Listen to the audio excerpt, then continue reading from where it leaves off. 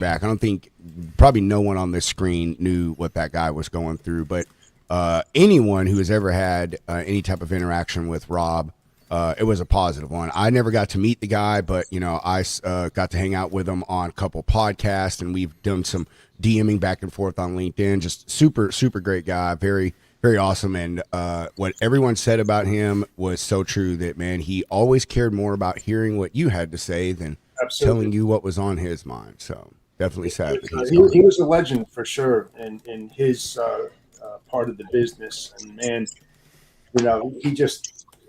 he was more about his family than his business. Always talked about his wife and his son and going to Godzilla events. He just cherished his son, and you could tell that they were so important to him. And he always made you feel more important than himself. You're right, Rob, man. He definitely did that, and I met him a few times, and very cordial, very knowledgeable, just an all-around kind, good guy. Yeah, it was. He sure was. So what do we want to talk about first, gentlemen? Well, first, it's the week of Memorial Week, so you got to celebrate the fallen, the guys that never made it home, and say a prayer for their families. I'm sure it's a difficult week for them. I know I celebrated it, bro. I have I'm controversial in my celebration, man. I saw a bunch of people talk about this actually online this week about I don't know how you say it. They were like, I don't take a lot of people. I don't take the day off. I'm still working. Blah blah. Our veterans never take a day off, and I was like, you know what? That's true, man. That's very, very true. But I don't know. I see the end of it. I don't work on any military holiday. I'm telling you, I will work Christmas, Thanksgiving. I don't work Veterans Day. I don't work Independence Day. I don't work Memorial Day. And I feel, one, that's just my right as a veteran. But two, that is literally what all of those people who we celebrate those things fought for, was for you to enjoy the freedom and celebration of being an American, man. So, dude, we freaking barbecued it up, man. Drank a few beers, you know what I mean? I mowed the yard, bro. Mowed the grass. I went wild Monday. No pun intended. I smoked 3 racks of ribs, some chickens. Yeah. Did all the sides from scratch. Invited my neighbors over. It was a party. Heck yeah, bro. I think that's what those holidays are for, man. Brisket. And I'll tell you, honestly, I used to think the opposite before I served in the military. I say the same thing. Oh, man, I'm going to work. Like, this is what I'm going to do. But I don't know. I got a sense it's like, man, this is what this is about, bro. Being an American, celebrating your freedom and the sacrifice those folks made, brother. Heck yeah, dude. I spent my Memorial Day on the phone with the daughter of an airman that I lost in 2004. She graduated college this year. So it's been great to watch her grow up, even though her father was never there to be able to do that. That's nice. Hell yeah, bro. That's a positive thing. See, that's what it's about, man. You were there supporting her, bro. That's what this is all about, dude. But yeah, good one, man. We got Independence Day, 4th of July, whatever term you call. We got that one coming up here not too long. I love that one, dude. That's 250. What? 250. The birthday of America, too. Yep. Oh yeah, 250. Yes, I know. There's a wonderful road sign here on I-10, I-110 near my house that says America's 250. The speed limit is not. I love that. I like that. Well, unless you're out in what is it? What's up, Leo? Wyoming, Montana, where they don't have speed limits on the open roads out there. Oh, did they open that up again? I don't know. I know that they. When I first went to Montana, in it was 99, and in 99 they were just changing it back to where they were were putting speed limits on all the roads that didn't have speed limits before. So I didn't get to enjoy that wide open Autobahn bullshit. Damn.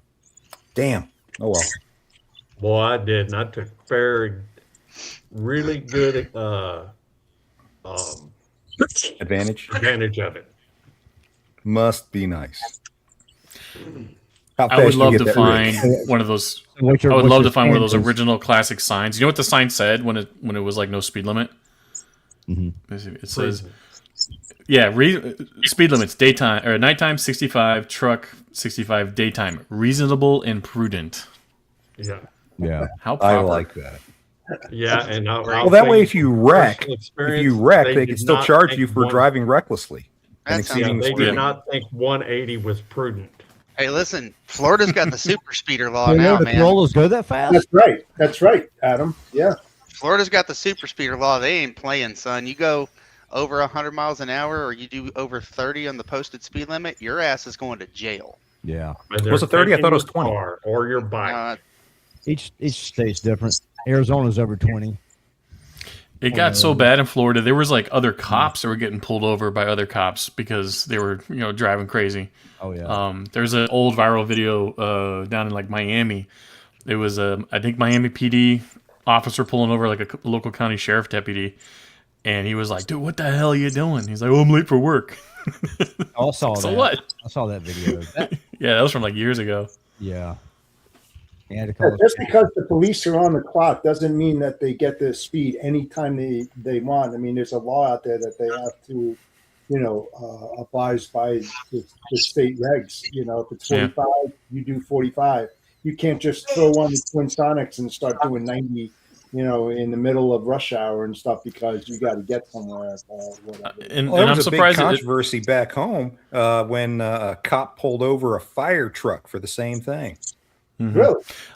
I'm surprised it took this long because like states like Virginia, it's been known forever. Like, do not fucking speed over 15 over in Virginia because once you're 15 over, it's not a civil penalty anymore; it's a criminal penalty. Yeah. So here's the thing.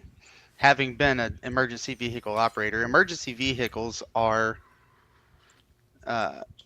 not subject to those rules while responding to an emergency. However, you are held to a standard of care or a standard of caution. You have to drive with due regard for the safety of others. I've always heard the ambulances and stuff had a cap that they couldn't go over. So, cap, even running the light. in the last 8 or 10 years, the National Fire Protection Association, or NFPA, put in speed limiters on fire apparatus. Most fire apparatus can't go over 62 miles an hour now. Wow. So Yeah, because most of them are in town anyway. you see us on the highway now, and people are passing us because we're doing 62, and they're flying past us doing 80. Yeah.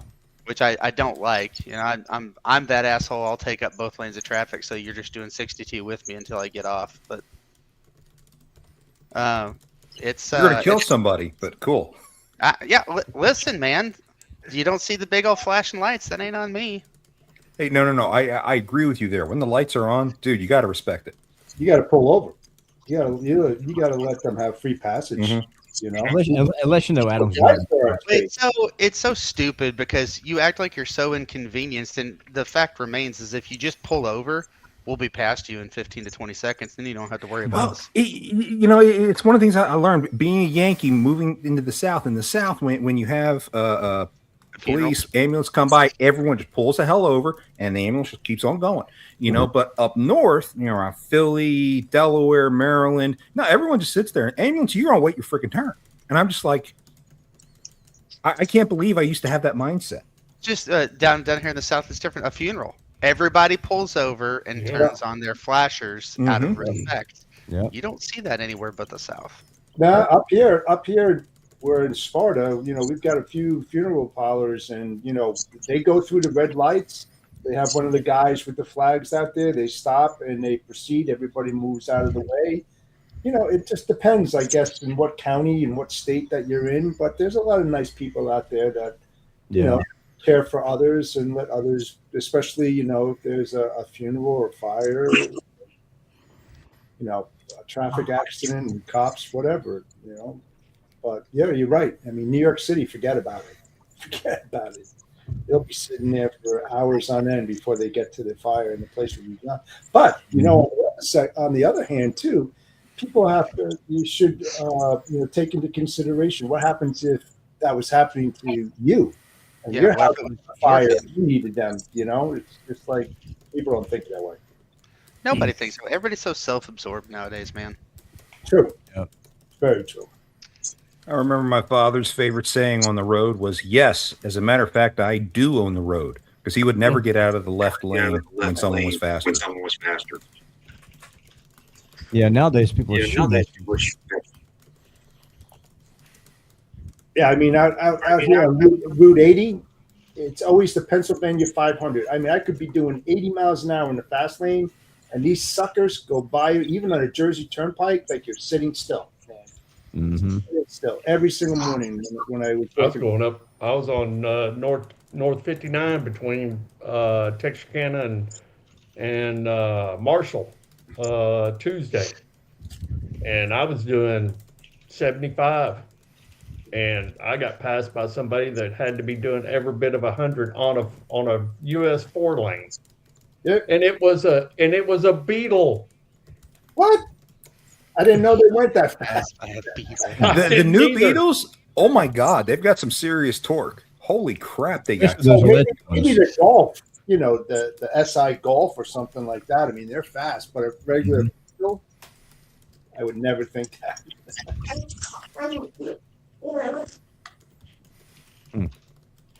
Well,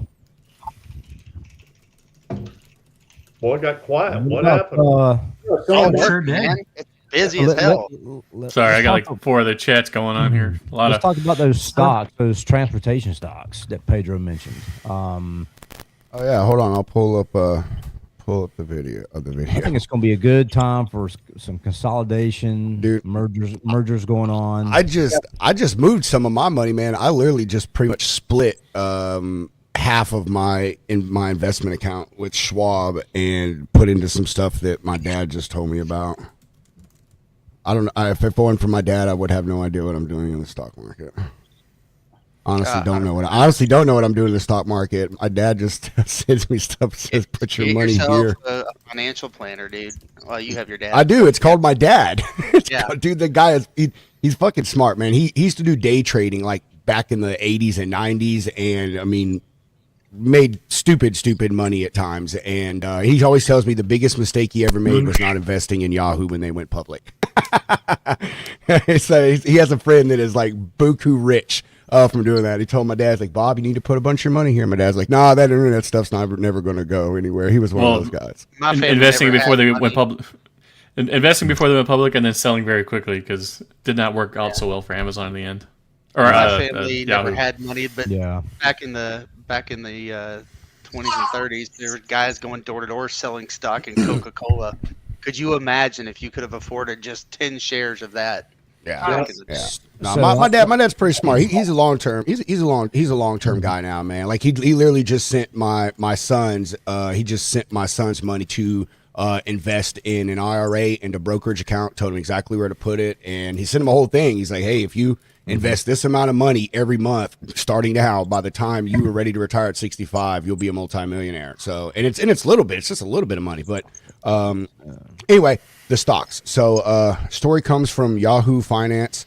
And it says Pangea, Covenant Logistics, and Landstar share skyrocket, and what you need to know.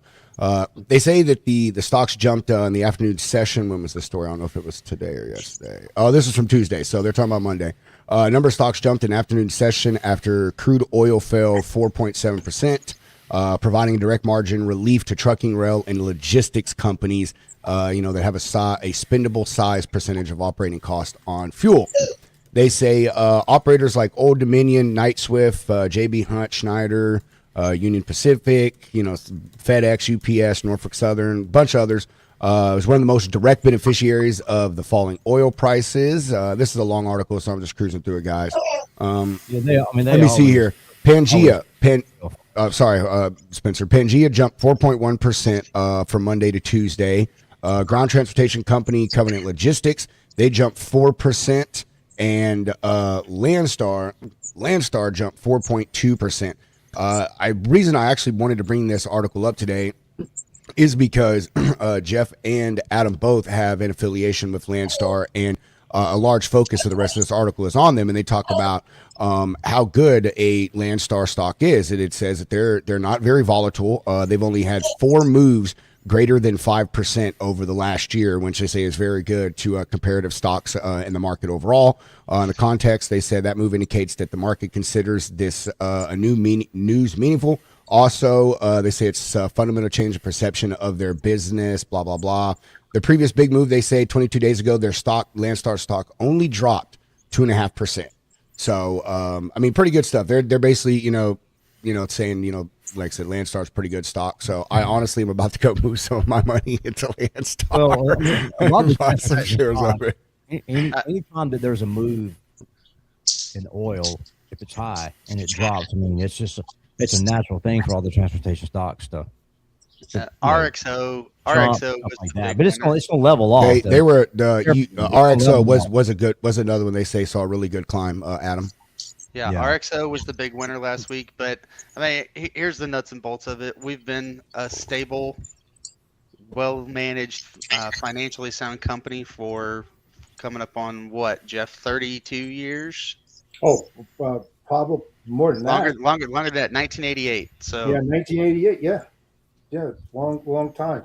so everybody has their haters, but when you talk about stock price and valuation and safety, it's a pretty safe stock to invest in. I say so. Yes, sir. Well, the oil price, they say the barrel of oil and they say the fuel price went down, but we don't see it at the pump. I mean, the guys, the big guys like Landstar and Warner and all those that buy their own fuel and have fuel at their yards, yeah, they see the savings.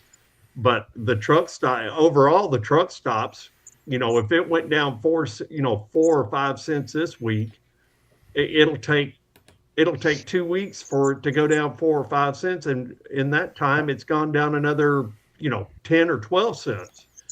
That's the problem I have with They all- truck stops. it runs- Truck they stops price their fuel on convenience, which Right. is murder for a trucker. When I had my box truck fleet, I would have my fleet drive inland from an interstate a mile Yeah, at to least. take advantage of 20 cents less on fuel, or more. I mean, it was a considerable savings just to go off the interstate and just 1 mile. Well, there's a I saved won't so much hammer money them doing too that. much because I try to keep my distance on shows and stuff. But you guys that have fleets should look into signing up for Landstar Savings Plus because I do believe you get the fuel discounts that we get. So, Yep. and you get quick paid in 2 days. Well, Yes. we have pretty good discounts at like the TA and stuff like that through our fuel card. But even still, I mean, it's still higher than what these big guys get it for. And I mean, they earn, I guess you could say they earn the right to be able to get that cheap because they've, Well, yeah, when you're buying in it's taken volume them for 30 years 8,000 to grow trucks. this big. Yeah, Well, there's a when you're big buying in volume controversy. for 8,000 trucks versus what you got 30. I mean, the only small fleets that can take advantage of something like that are like the local delivery guys. That was one of the great things that I enjoyed Well, when I was doing fuel, residential yeah. final mile. I actually had a 500-gallon tank at my warehouse that they topped off every week, and I got it at the bulk price instead of the retail price. Mhm. So for my local delivery fleets, man, I saved a bunch of money on fuel. So And you saved on It was your my insurance. over-the-road guys who Geico. suffered. So with fuel prices, there's we all know that it comes down to your state local taxes on fuel and stuff like that. The gas tax, right? But there's it was on Fox Business the other day. I forgot what her name is. She was talking about it, and I've heard a lot of rumblings about it. Where we don't need Iranian oil. We already know that. Yep. So our oil that we get here, what we extract has to be sent off. Then we purchase it to bring it back. But the big oil and gas companies are purposely keeping the prices high. They can drop them overnight if they want to, but they're not because they're making massive profits right Yeah, now. they're making money. That's what it's all about. Right. But so this, Agreed. I mean, I know the Trump administration's already got to be looking at that, but because that hurts his legacy, right? So I think, I mean, eventually it's going to come to a head that he's going to turn his sights on those guys and say, look, you know, you better cut it out. Yeah, I heard that. I read something that the administration was looking to cut the fuel gas tax by 70%. The federal tax they did, yeah. Yeah. I heard they were going to I suspend don't know it. where that stands now. They did. Yeah. But I mean, overall, it's not. It didn't. That's bring not a the lot. price That's down not because that's you not a still- lot. Well, Because most the of the federal local and the state- federal most of the tax state on taxes diesel is are higher. 16%. Yeah, that's right. Yeah. 16%. If they Yeah. suspended the federal tax, that everyone should have taken huge notice. You know, and it goes back to what you said earlier, John, about convenience. So when they refine it, when they get everything off, the first thing to come off is kerosene, right? Kerosene's just crap.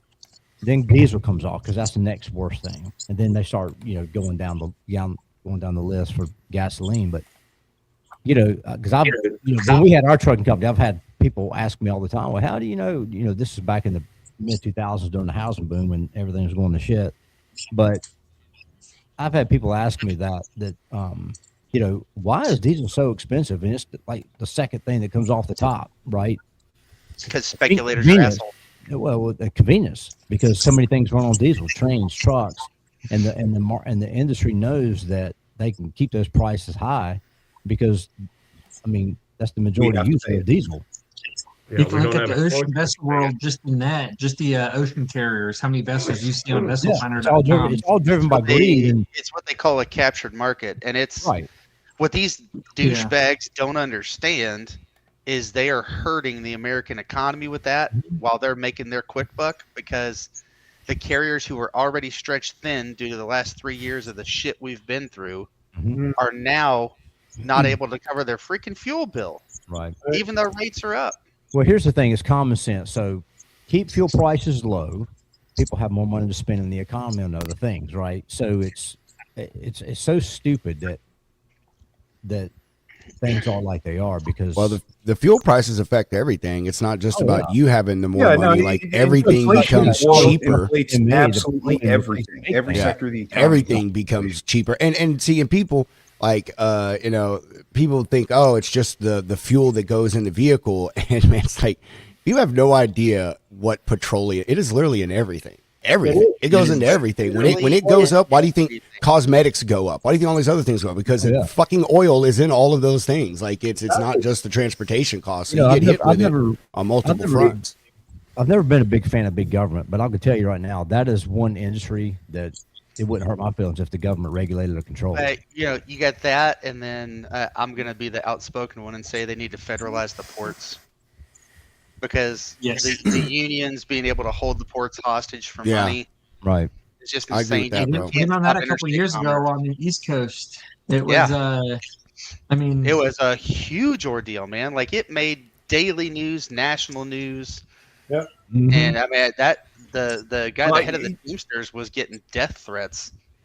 I because of remember everything that was happening. when I was running port facilities in Savannah, there were two major strikes that took place at Long Beach, where the longshoremen strike, and each time over 30 ocean-going vessels that typically would call on Long Beach went through the Panama Canal to Savannah, Georgia.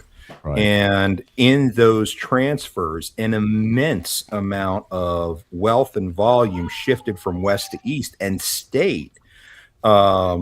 It amazed me how much of an impact that had. And if those guys were not so goddamn greedy, my stevedoring company had facilities out in Long Beach, and the stevedores, the senior management types, couldn't afford fuel to go into their cars to get to work. Yet the guys who were union, who were working the dock, they worked maybe 4 hours a day, and they were clearing hundreds of thousands a year, and they were pulling up in Lamborghinis and other expensive vehicles, and only had to work 6 months out of the year.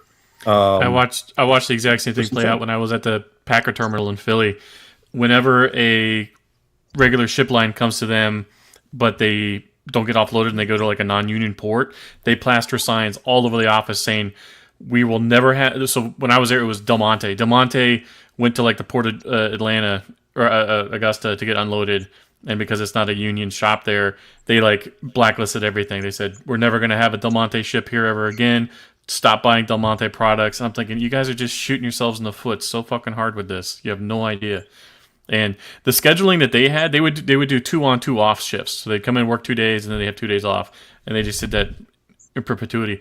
They do that because they can also have guys come in to cover their shifts too. They did the same thing at the GM plants. They would have guys on like two-man crews, but only one guy would show up, and they would rotate like a week off.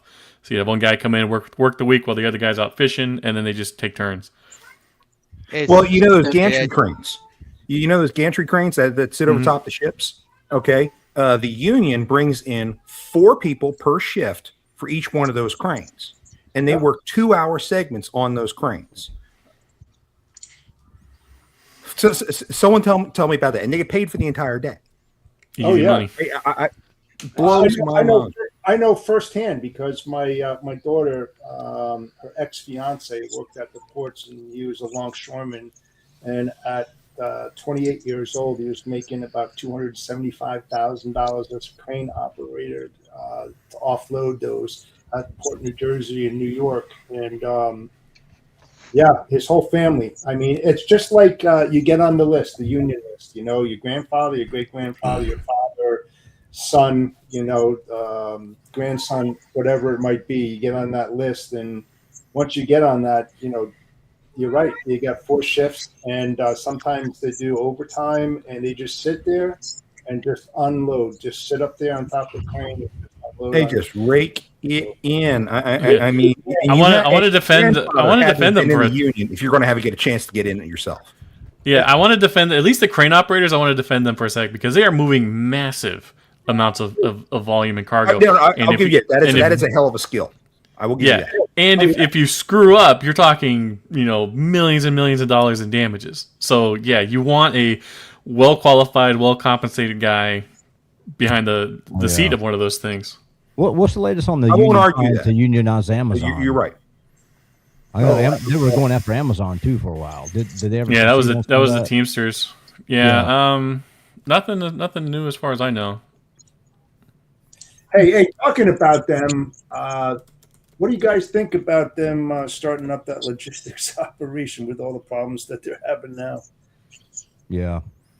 My first thought when they're gonna suck a lot of air out of people's sails with that. I can tell you that. Yeah, my first thought when I saw that was like, how much of Amazon's capacity is sitting idle if they're able to offer that kind of service to everybody? Yeah. Well, watch. See what happens with all that. They're gonna. I'm telling you, there's gonna be some serious consolidation in this industry. Mm-hmm. I see a couple and things. Amazon is going to probably go after Amazon's somebody and buy 3PL somebody. offering. How big? I see a couple things happening. One, I see if a broker has dedicated lanes, regular dedicated lanes, probably not long distance, but probably like 1 day drive, like under 500 miles, then I could see Amazon snatching all that up and making that super cheap and convincing all these shippers that they need to do that. That's number one. Number two, I see Amazon being the first one to make the big switch to automated vehicles and then using AVs to run those dedicated routes. They will. I am willing to bet that is the direction it's going to end up. Well, and also think about this: How much you willing to there's bet? no carrier.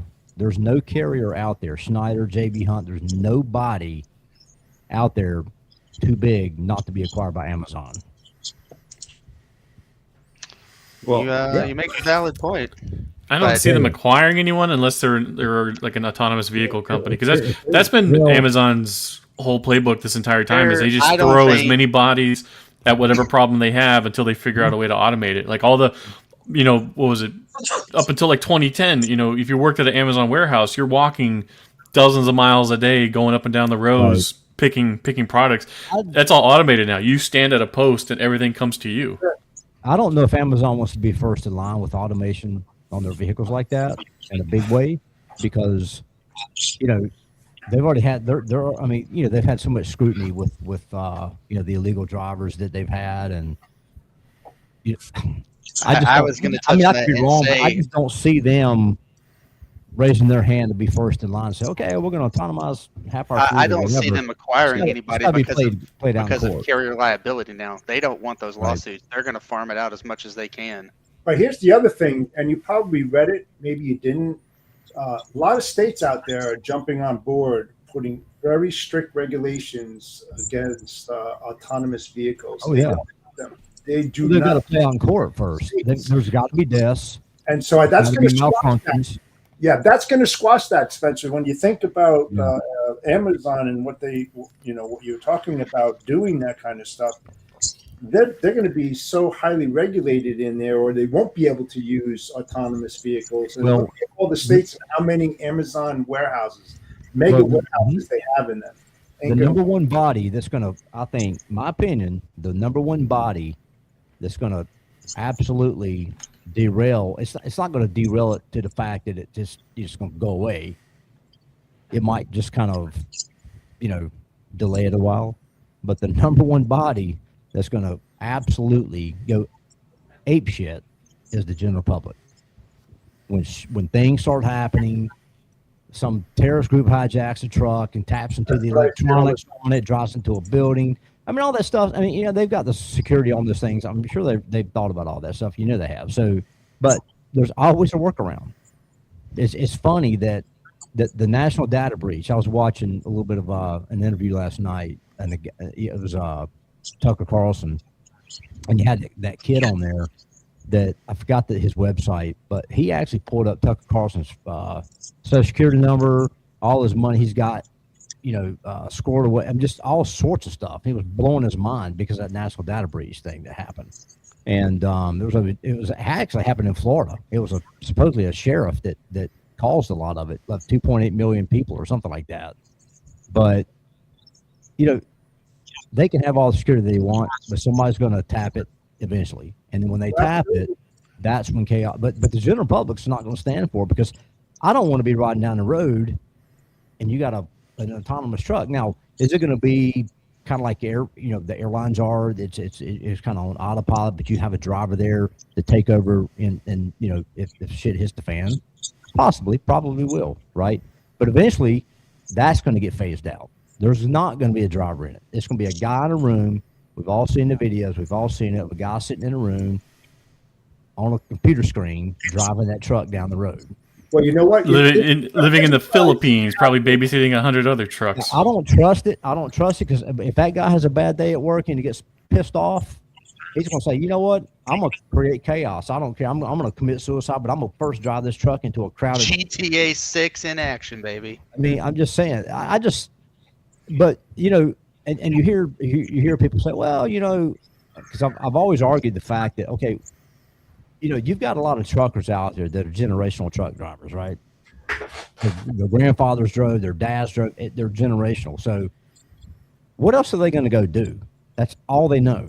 Oh, they can go get another job and learn AI. It's not that easy, folks. It's not that Here's easy. where And these autonomous people are vehicles independent. fit. Yeah, here's where autonomous vehicles fit. One, yard jockeys. I can see that. Yeah, I Very agree used with yard that. jockeys. And in the ports, China is the leader in that. In all their ports, they got the kids in this room with joysticks, and they're just operating. Right. Those autonomous vehicles that moves cans all over the place. That's the proper a place to implement them. On the highways, there's too much at risk right now, and just like with the EVs. And you probably read that. They rushed it to market. There's a lot of problems with it now. And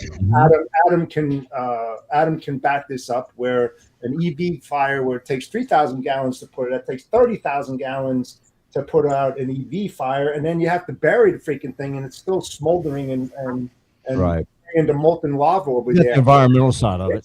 But there was an incident in Las Vegas, and I always use this in my argument, is that it was over a weekend, and not the autonomous vehicle, but the EV caught fire, and they had to shut the highway down in both areas in the middle of the desert. Why? Because of the high toxicity level. Now, take that same EV and put it in the middle of Manhattan. You've got a major problem, and they need more R&D on that kind of stuff. So Look at every video of one of those Waymo taxis. You know, they get like 3 or 4 of them down a cul-de-sac and they just completely jam up. Okay, make them 70-foot long vehicles now. Yeah, but Well, look at the one that drove And into. here's the river. another thing on the They didn't know fire what water is. is it gets so hot that it destroys the road that it would caught fire on. Right. They can't put it out, so once they do get it removed, then they have to repair the street Yep. for people to be able to use it again. Mm-hmm. Now, I can tell you my insurance went up when I bought an EV significantly, Really? like almost 40%. So how many And all batteries? respect is for it? you went down. So in a tractor, how many batteries was it that it took to pull 45,000 pounds or something in the truck? How many batteries does it take? Well, I think it takes 2 battery packs, Right. but I don't know how many quote unquote batteries are in each pack. Right. To pull a And big, that's just to heavy get loads and 6 stuff up the to hill.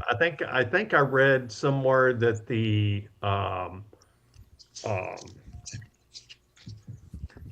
oh shoot, the one that I was reading about said that it would only last about 6 hours. They could squeeze it to 7 Mhm. if they did not do over 45, I think it was. Right. You know, so I mean that was a lot of locals, the local yeah. companies that were using them. I look at California, and they don't even have enough electricity to run their air conditioners out there. Imagine putting all these power stations out there for Yeah. the EVs, because they Oh. want to go to EVs by the time 2035. Ain't going to happen. They don't have the infrastructure, and you got to look at that. There's so many different things they're not looking at before they want to go full blast with these EVs out there and autonomous vehicles and everything. I mean, Well, I know Texas right now is the big state for EV trucks, Texas, because that's where they're doing all their testing. A lot of, and it's The supposedly- AV. Well, I mean, the AVs, not yeah, and they actually delivered a coast to coast load, completely autonomous. Just a couple months Funny, ago. on a side note about this, tomorrow, my guest on the lounge is James Year. Justin knows this guy pretty well, like I do. He did a documentary. It came out last year, so I don't know, about a year and a half ago, on a More Perfect Union on YouTube, and it went viral. It's like 20 minutes long, and it's all about the AV stuff, and he digs deep into it, like goes beyond all the crap that regular mainstream media is telling you. And he's working on some new stuff right now, so he's coming on the show tomorrow to talk about all of this stuff that we're talking about. And this guy has got an insider's view or an insider's perspective, if you will. James is one of the greatest autonomous vehicle disrespecters I've ever met. The guy, he will find every single one of these companies, find insiders, get sources, and just learn. Okay, so I'll give you an example. Pretty much every autonomous trucking company's business plan at the moment right now is spend $1 gazillion to create a fleet of autonomous trucks, and then pray to God that you get bought out by Amazon for $2 gazillion and then cash out. That's not happening. What's happening instead is the VC money dries up, these guys go bankrupt, and then their competitors snatch up their patents for pennies on the dollar. Well, there was an article I saw come out. I didn't get a chance to read it, but somebody has said, maybe it was Hirschbach or one of them said that they had 10 autonomous trucks. It was them. Yeah, It was Hirschbach, Hirschbach. oh yeah. I mean, the day of the truck driver is slowly going away. Yeah. All If this they is do the. I mean, is the- used to, the autonomous trucks, they had to have a driver in there to monitor everything. So let me ask you this: But with you they're saying that, they're doing away with that. so let me ask you this: so with you saying that, so the company, my company, Road Dog Coffee Company, and soon Road Dog Cigar Company. I got an update on that. People, have asked me in the past, well, how'd you come up with the name Road Dog Coffee Company, Road Dog, right? Well, you've heard the old saying, I've been running like a dog, right? So drivers out there, truckers out there, they run their asses off. They run like dogs, right? So if that happens, if truck drivers are slowly, diminishing, I guess I'm gonna have to change the name of the company from Road Dog to Electric Dog, right? Electric Dog Coffee Company or something. Well, I mean, I think you're always gonna have. I think you're always gonna have some sort of truck driver. Because even the autonomous trucks, they're not going to be able to. I don't think they're going to be able to pick up a trailer, and then come to Road Dog Coffee and make the delivery. Right. Well, I think maybe most of the truck drivers drivers going to go to final mile. Right. And that, well, see, I don't know though. I mean, yeah, and that's possible. I've heard rumblings of it. It's going to be in reverse. You know, a lot of the last mile stuff is going to be autonomous. But I mean, who really knows? But you know, at the end of the day, I mean, I think that the general public's going to educate themselves a little more on this whole autonomous trucking thing. I'm sure they love it, and with the Waymos and the taxis and stuff that's running around town. Hey, pick me up. I'm drunk. Go and drop me off over here. But when they're riding down the road with their families in the car and their kids, and there's a tractor trailer going down the road with 45 or 48,000 pounds on, or whatever it's hauling, and there's nothing, no driver in the seat. It's just completely autonomous. They're going to get a little weary of that. And then once things start happening with accidents and fatalities, multi-car fatalities and stuff, that's when the moms against trucking, or whatever the groups are going to be just coming out of the woodwork against this thing. I've seen a lot more. I've seen a lot more on the some states trying to increase their max weight for trucks. 11,000 pounds. Right. Yeah. Right. They want to go to 90 or 100,000 pounds. And it's because of all these autonomous trucks, because they're so heavy. Well, it's going to go back to what you said earlier. Now you got more road repairs. Right. Look at Michigan, Detroit. All that kind of stuff. If I could chime in here, like everything we're saying here, like they're all fantastic points. Every bit of it is true, but the major underlying thing here is all of this autonomous stuff. We're talking about the trucking industry, but you mentioned Waymo. Like I've seen articles out there about taxi companies, Uber drivers, Lyft drivers. They're all feeling this shit in Vegas. I think I said this. I talked to an Uber guy there. Said the Waymos and the Zooms that are there, they're starting to kill their business. But the bigger thing here is that no one is seeing is that all of this is just a ploy to get rid of most companies' largest expense, which is fucking labor. That's it. This is all really all this is. This is not about convenience. This is not about safety, like they're saying about how humans are dangerous behind the wheel. This is all an effort to get rid of the largest overhead that most companies have, and that is your tax, and it's also your insurance cost. You have to have insurance on these employees. If you have employees, you have to have buildings. Like this is all a bigger thing here, and I want to make also this point. Because, Spencer, this is like, you keep saying that, the public. Nobody gives a shit about what the public thinks. And I'm going to use the data center stuff that's going on. Well, you think so, but here it is. All this data center stuff that is going on right now. There are tons and tons of cities across this country that are saying, we don't want this, we don't want this, we don't want this.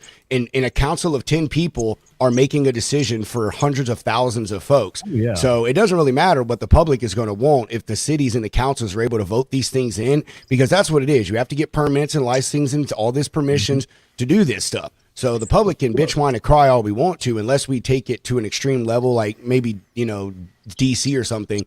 I don't think it's gonna have much. Look at Texas.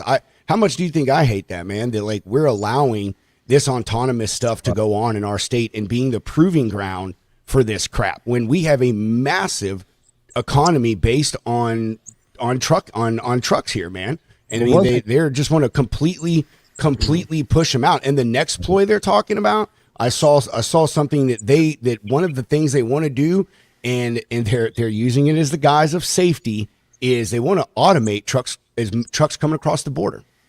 Yeah. Like basically transload on one side, it comes on a truck, and then that truck gets brought over the border and it's offloaded over here to an American driver. Yeah. Driving a truck is the number one occupation for high school educated men in every single state. And I don't think these guys are really grasping the political ramifications of putting that many people out of work that quickly. Well, Pedro, Well, going back to what you two, said about let's go back to the data centers and the AI centers and stuff. Has anybody looked at the water level over by the Hoover Dam? It is the lowest that it has ever been Lake Mead. since they did it. Well, wasn't Kevin O'Leary was supposed to build the biggest AI-driven data center in the country, and the locals, they shot it down. He lost that battle. Yeah, well, Yeah. I know, like over where Pedro's at, over in Austin, the what's that big lake over there, Pedro? I mean Lake Travis. Yeah, Lake Travis. Lake Travis. I don't know what it is. My wife, for the last 20 years, my daughter used to live over in Austin, and she just got where she would look at the water level at Lake Travis. Right. And Lake Travis stays low 90% of the time, and not just a foot or two. It's like 10 or 20 feet low all the time. And it's even getting worse now that what's his why can't I ever think of his the electric cars, Musk? Elon Musk. Elon Musk's company. Yeah. And he's building what is it, Pedro? He's building a battery. Is it the battery facility over there, or I don't know what they are building an AI some center or something, and it's He going to get doesn't worse. care about the cars. He cares about the battery technology. That's what he wants. He wants to supply everybody the batteries. But talking about what and Jessica made a comment here. So going back to the AI replacing jobs and stuff, there was an interesting interview I watched the other day, and it was taught, and it kind of really made a lot of sense. So we all know the AI, the first jobs that AI is going to take is a white collar. It's going to start from the top down. I got a feeling you're going to see a decrease in attorneys eventually, because AI is going to be your litigator in court. But white collar jobs are going to start getting hammered by AI jobs, right? It's going to replace a lot of the white collar jobs. So this interview I was watching, he was an economist, and he was talking about the impact, and we're not going to see it right away. This is going to be a delayed effect after this thing starts taking root. Is remember back during the mid 2000s, right? The housing price of the CDOs, the consolidated debt obligations that were being done, and all the funky stuff that the bank did, right? And how that impacted the economy, and the whole world, really. So he's like, AI, once it starts taking those white collar jobs, I'm talking the executive level, C-suite jobs on down, HR, everything. Well, the banks, he said, depend on those people, because those people make the dollars. Those people are the most secure people to give loans to, the less risky, right? So he said, once AI comes in full effect, and they start taking these jobs, these people can't go find jobs. So now you're going to have a trickle effect of a massive default rate with these banks. Then the bank's going to be coming to the government for another bailout. He said, watch and see what happens over the course of time, how this thing plays out against, with the banking system, and how it's going to affect the economy. He was making some really interesting points about all this stuff. Yeah, like 90% of the consumer spending in the country right now is up by like the top 10%. And if you automate like 2% of that top 10%, that's a massive chunk of the spending in the country that evaporates. Yeah, I mean, but so you would think that it wouldn't happen, but I don't know. I mean, he made a lot of sense. The way it may make a lot of sense, but how many CEOs are going to allow AI to get to that level to replace their own job? They're going to be conscious of that. it may not Well, be the CEOs. he was talking about C-suite levels, so it could be the vice president. But The CEOs still report to a board of directors and the shareholders. It's going to be the shareholders that demand that these guys get automated. if they can, it all boils down to one thing. Just like we were talking about earlier, replacing trucking jobs, saving employment taxes, saving them, it all comes down to profits and greed. 100%. When you start And the eliminating Kevin O'Leary jobs, it's bullshit. I don't agree with that. Yeah, the Kevin O'Leary thing is very interesting too. He's not unique with this. A lot of these guys that announce these like big mega projects, it's a bit of a heads I win, tails you lose situation because one, if the project does go through, they reap all the rewards. But if the locals protest, what these guys are doing is they're basically going around the country snatching up as much cheap land as they can, and then they announce these big projects, and then locals get pissed and they say, okay, if you want to stop me, buy the land back from me. So they make money regardless of what happens. Yeah. I mean, AI is a great tool. I mean, I use it. I think it's good for like I like Claude. Claude Pro is great for documents or rewriting Excel, just whatever. There's a place for it. There's a creating graphics for an ad or whatever. I mean, it's a cool tool to have. But when it starts, eliminating jobs by the masses, and we're talking things like truck drivers, things that are tied to the economy, that's where I'll draw the line in the sand. You hit the nail on the head. AI is a tool, like RMIS, highway, right? These are tools. It's made to if you expect these items to replace headcount, then you're using the tool incorrect. Yeah, it's made a human operated tool. It's AI is made to assist, not replace. Correct. That's how it should be looked at. I'm gonna make a T-shirt of that: assist, not replace. But yeah, assist intelligence. It's assist intelligence. Yeah, that's what it is. Yep. I think all this stuff is going to wash out eventually. Someone's going to figure out the best applications for these things. It's just in the meantime, we're going to get a lot of bumps in the road. A lot of guys are going to lose their jobs. Whatever they get replaced by is going to be. We're seeing this now. A lot of these software companies are realizing the amount of money they're spending in tokens because the cost of tokens right now keeps rising. The original idea was that the cost of tokens will go down over time, but instead they've gone up because these models are so much more complicated every time there's a new model that comes out.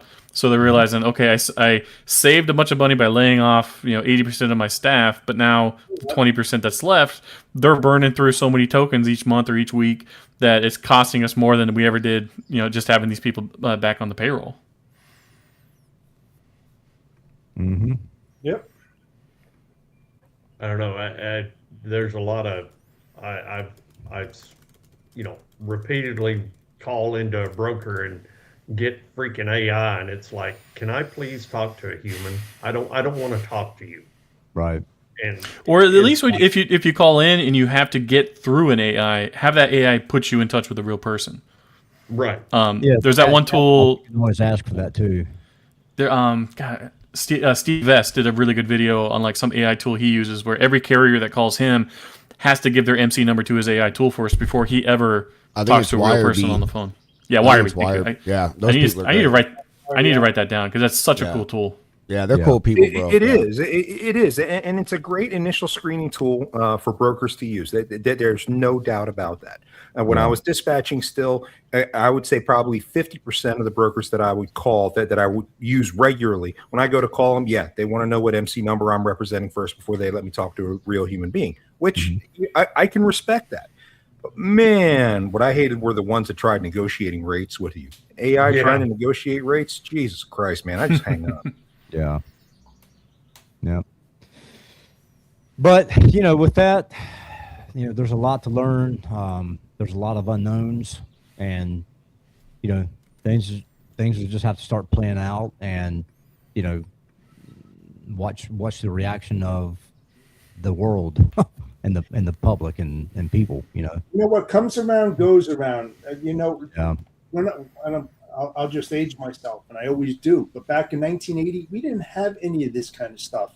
And it was either a do or die situation. As the evolution of technology grew from the 80s to the 90s, 2010, 20s, you had to adapt. You have to have a chameleon. You had to change your skin and learn those systems. The amount of systems that I learned over time, incredible. We're at the same juncture right now, except the technology is moving faster. What's here today will change within 2 to 3 months because of all the hands-on to make the best technology that we can possibly have. So within a few weeks after learning one AI tool, that thing's going to change completely, and you'll have to retrain yourself. You know, you're always in retraining mode. Well, If you don't adapt, you're going to lose badly. you know, Jeff. Well, that's one of the things about AI. Okay, you know, you may know what you do with AI today. Tomorrow, you're going to learn something new that you can do with AI, Well, and it's going to keep evolving because AI just keeps getting smarter and smarter and smarter, and that's all well and good. I mean, when the SCOTUS decision came down, I dropped the SCOTUS decision into my AI. I dropped in some other documents that I was doing and trying to prepare an audit for the task force, and it spit out a wonderful audit that would coincide with requirements under the new under the SCOTUS ruling, and it was absolutely beautiful. I had to do a couple minor tweaks because it's not perfect, Right. but it was beautiful, and I get so much more done. Yes, that's great, but it is a tool. People need to understand these are tools. You need to know how to use the tools. Kind of like Jeff likes to talk about the tire iron. When you go to change a tire, the tire iron itself is never going to change a tire for you, but it sure as hell is going to help. Yeah. Well, you know, to Jeff's point about, you know, the evolution of technology and everything, you know, back, you know, when he was talking about 100 years ago, back in his day, 100 years ago, it was a 6 millennia ago. everything that's come up to now was not designed and engineered to replace jobs like it is now with AI. You know, you know, so I don't know. Anyway, there's a lot to learn. There's a lot to learn. We can, you know, talk about it, I guess, another day. You'll go nuts trying to figure it out. Yep. Well, Pedro, what do you think, brother? Time to get to work or what? Oh, I've been working, bro. That's what I've been doing, dude. That's what I do on this show, man. When I'm not running my dang, you know, pie hole or whatever. So no, I've been sitting here sending some emails, man. Me and you know, Hunter works for his company he works for. They specialize in wine and alcohol stuff or whatnot. So him and I are trying to find a way to like tag team prospects and stuff. You know, he hit him from the carrier part, but maybe they don't talk to him, and I hit him from the broker part and just say, hey, I've got this badass carrier that can do this stuff for you. And unbeknownst to you, it's the other guy who's already been prospecting you. So, well, I mean, hey, it's a hard thing to get into, man. I mean, and that is literally what they do. You know what I'm saying? So, yeah, that's what I've been doing, is sending some emails to some wine and alcohol prospects and stuff. So, yeah bro. But everything, I mean, you guys hit everything on the head. You know, I mean, anyone who knows me knows I am very much against the EVs and AVs. EVs pretty much across the board. I won't go dark on it, but I mean, there's a lot more there. Hey, man, I mean, there's a lot more to EVs than people think about. You know, all I'm going to say is why don't you go Google and look up where the shit to make your EV comes from and the things that human beings are subjected to pull that shit out of the ground for your fucking car. That's all I'm going to say. So if you're pro that stuff and that EV makes you feel good in your little bitty heart that you're saving the planet, when you totally are not, because storing disintegrated EV batteries is the equivalent to storing down nuclear rods. So I could go on and on about this thing. I think it is a horrible idea for EVs. Now, the battery technology for like solar and stuff, totally see that. That's a good thing. I myself would love to get that, but I just don't feel the battery technology is there yet connected with the solar panels. But, yeah, AVs, I don't like them strictly because it's just, I think it's a danger, man, to There's a lot of crazy wheels getting greased out there. Yeah, man. Yeah. And I think the biggest thing, I didn't buy an EV for the environment. Sorry. I'm not trying to bust your balls, John, dude. I mean, hey, every consumer makes their choice based on their thing. I don't think any less of you personally, bro. I just fucking it was all cost analysis. But anyway, you know, yeah, man, the AV stuff, I see it's got a place, things we talked about, like, little yards and stuff like that, but when it really comes down to it, the biggest problem I have with a lot of this is just like a lot of new emerging technologies. We talked about AI, like we are pushing them too quickly to market and in the name of making money off of them, which is great, man. We're a capitalist society. This is a capitalist planet. I'm all for that, but there are just certain things that, like you need to do extensive testing on, and they say, oh, well, we are doing testing. Well, dude, you are, but you're doing it around the motoring public and other people. So if something goes wrong, people who did not sign a waiver at your insurance company are going to be harmed. You know what I mean? So, and again, we don't know the ramifications of this stuff, right? Like we don't know. That's something that you just said, Pedro, about, didn't sign the waiver for the insurance. So how is that? I mean, I've not done a deep dive into it, and it's something maybe we can talk about, we can extend this conversation the next week maybe, but how is this thing going to, with the insurance claims and the insurance, and are these companies going to say, well, we're just kind of like Uber did back in the day, we're just a technology company, we're not a trucking company? I don't know enough about that. I know there is talk about it.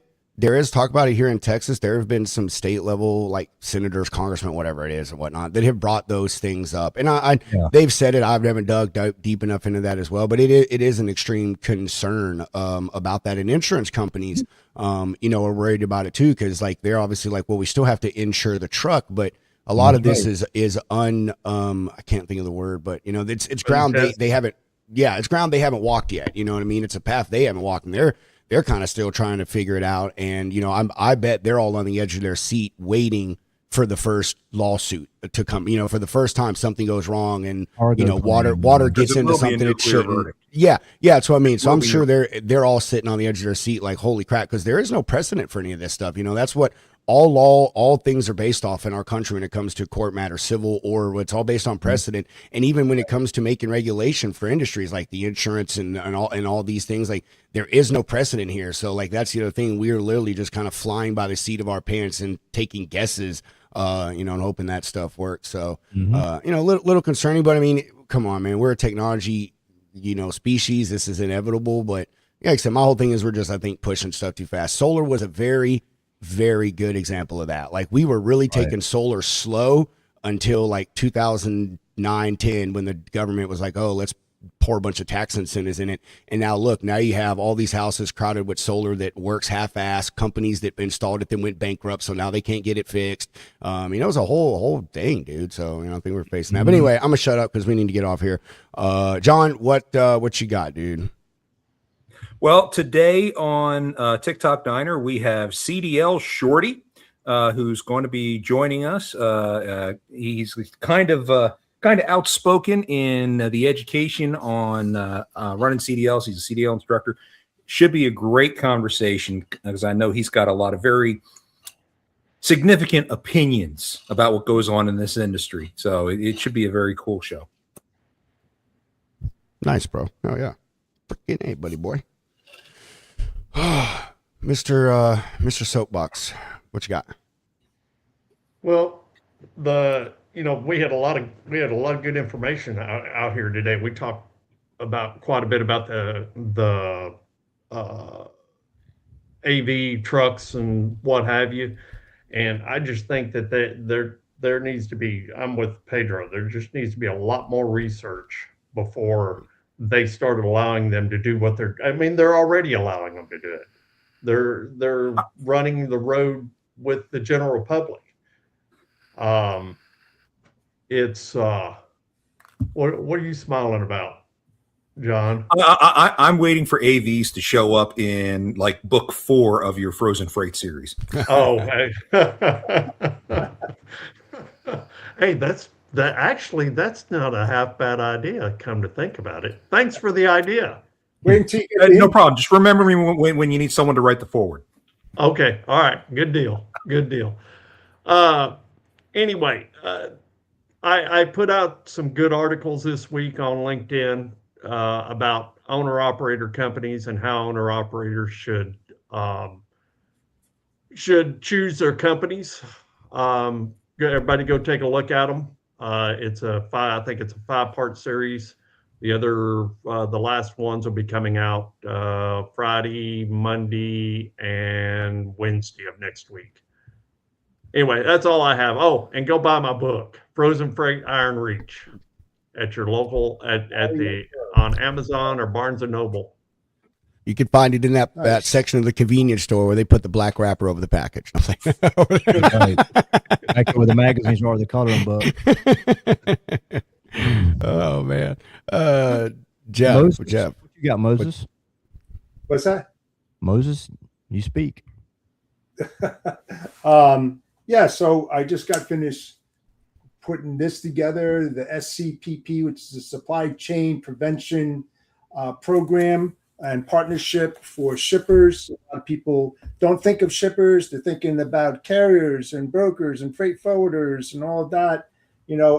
Working on the shipper side, I went into my folders. I started pulling out a lot of stuff and then bringing in the technology and what needs to be done today to help protect the shipper when they reach out to brokers or carriers or freight forwarders or NVOCCs, whatever it might be, to protect themselves. Make sure they got the right people, the right service providers that's going to help them move forward and protect them.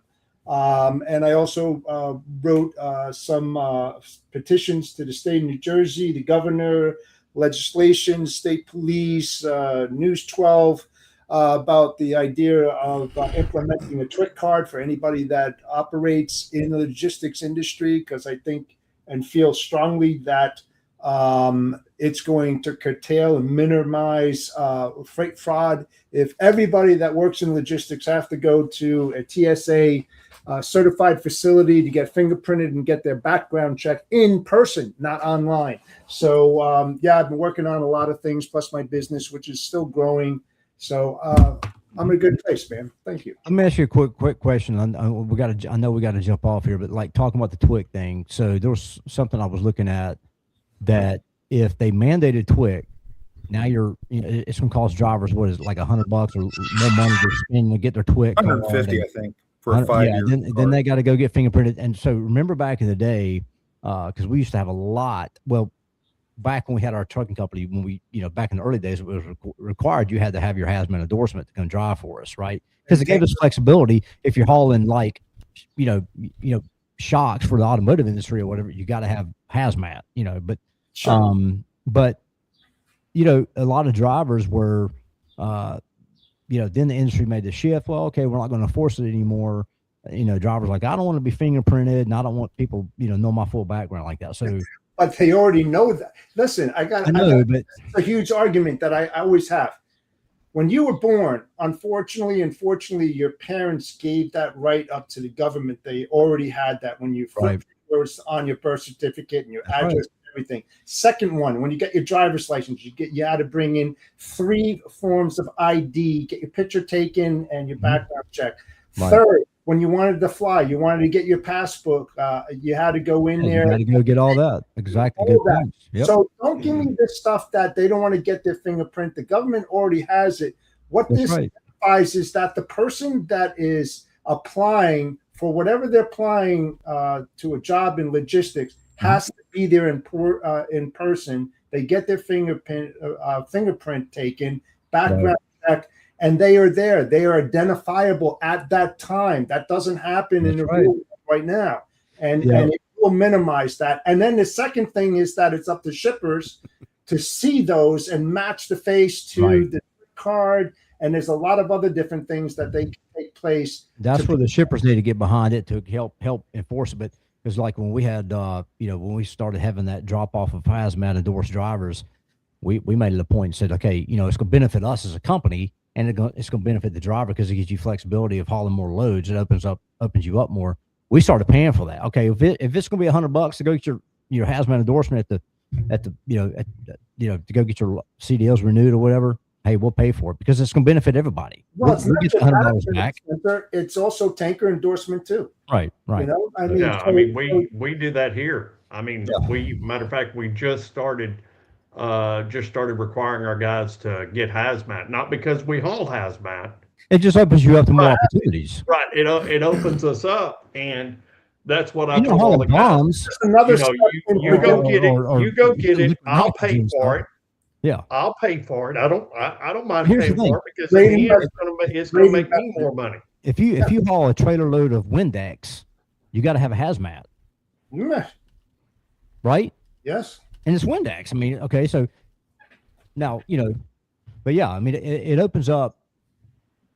Yeah, opens you up to it gets you flexibility to haul more freight because there's a lot of that kind of stuff out there, and people don't really think about that. Well, damn, if I'm hauling Windex like this much on a 53-foot trailer and stuff, I got to have hazmat because it's the ammonia in there and stuff. The level And the shippers got the shippers, just because you say, yeah, do you have a hazmat certificate and whatever, anybody can say anything, but you have to show them something right, that shows that right. that picture is you, Yep. that's your truck, that's your MC, that's your Mhm. DOT, that's your name. Yep. This is the guy that I'm supposed to load. Yeah. Time can cost you a lot of money, It- lot of money in yeah. closing doors. They Yeah. need to start taking those extra steps and stop shutting the doors on the drivers and think more than just saving damn money on freight. They have to take additional steps in order to protect themselves, their brand, their image, and their reputation. For everybody that works in logistics, I got mine. I got nothing to hide. Go ahead, check my background. Do whatever you want. I don't give a shit. Seriously, I think anybody in the industry that cares about the industry should take that next step and do that. Yep. Pedro, your turn, brother. Rise up. Let me see what I got. Yeah. Tomorrow on the Today, after this, let's see, 4:00 today. I'm going to go chill with Charles on Sirius XM. I don't know what we're talking about. Don't ask me. He just said, "Do you want to come on the show?" I was like, "Sure." So yeah, whatever that's going to be about. I'm sure it'll be fun though. So do that tomorrow. Got this guy James Year that I was talking about earlier coming on the show. Again, really great guy. He's an Air Force veteran. I mean, does photography, videography. I mean, he's the picture actually on his flyer is of him doing photography at Chernobyl. So, I mean, this guy is been there, done it, done a lot of cool stuff. Very interesting individual. And he's very, very passionate about the trucking industry and putting a lot of work into helping us kind of solve and navigate navigate and solve some of these problems that we were talking about today. So that's tomorrow, 4 p.m. And I mean, that's all I got, I guess. Just thanks everybody for watching as always. And yeah, I really appreciate everyone. What about you, Mr. Squire? Just take advantage this week of the Memorial 30% off your coffee orders. Just type in code Memorial 30. It's going to run through the weekend. We decided to do it all week versus just one day, if everybody is shot. And go to YouTube and subscribe to the Road Dog Coffee podcast. And yeah. And buy Tony Justice's coffee. That's what I'm drinking. The Last of the Cowboys. That stuff is amazing. Support Tony Justice. So Last of the Cowboys, roaddogcoffee.com. Heck yeah, bro. Good guy. Love it. What a good show. How about you, Pedro? I already said what I had to say. Seashells, Jeff wasn't even fucking listening.